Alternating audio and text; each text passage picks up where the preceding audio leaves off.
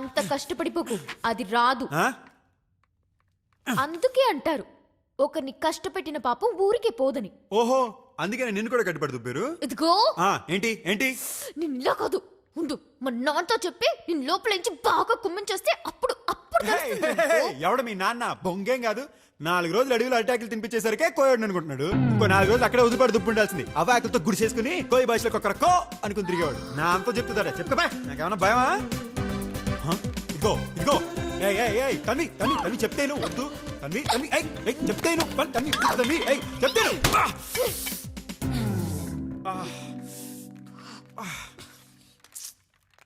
ఓయ్ ఓయ్ over acting చేసిన చాలు గాని ఆపు.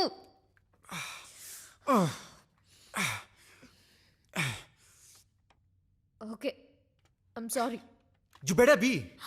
ఇదిగో మళ్ళీ నీకు అసలు సిగ్గులేదే? నువ్వు నాతో అలా బిహేవ్ చేసి మా ఇంట్లో వాళ్ళని అన్ని కష్టాలు పెట్టాక కూడా నేనే నీకు సారీ చెప్తున్నాను. నిజానికైతే చంపేయాలి నిన్ను. It's my fault. I'm really sorry. నేను కావాలని చేయలేదు. ఐఎమ్ రియలీ సారీ రా.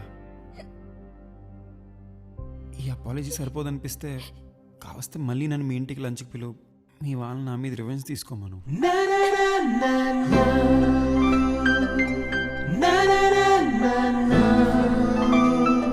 This doesn't fix anything. I still hate you.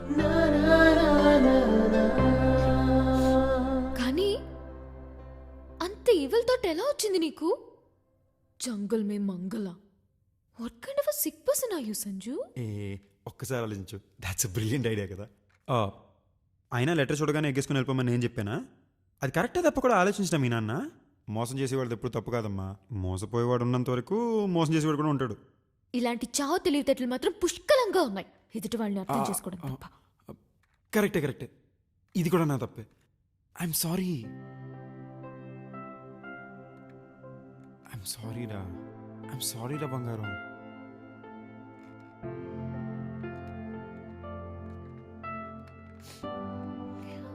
I don't know. I was really scared. నా లైఫ్లో ఎప్పుడు ఆ రోజు అంత భయపడలేదు. చాలా భయం వేసింది. ఐ టోటలీ అండర్స్టాండ్ రా. నన్ను క్షమించమని కూడా నేను అడగను. అడిగే అర్హత కూడా నాకు లేదు. ఐ నో ఆ రోజు తర్వాత I know how I felt inside. Please రా.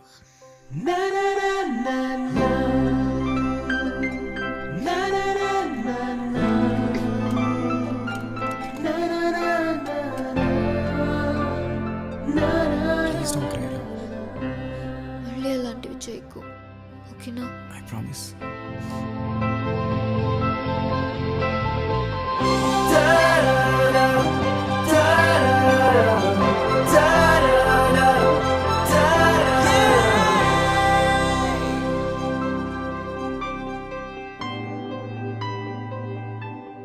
So does this mean we're back?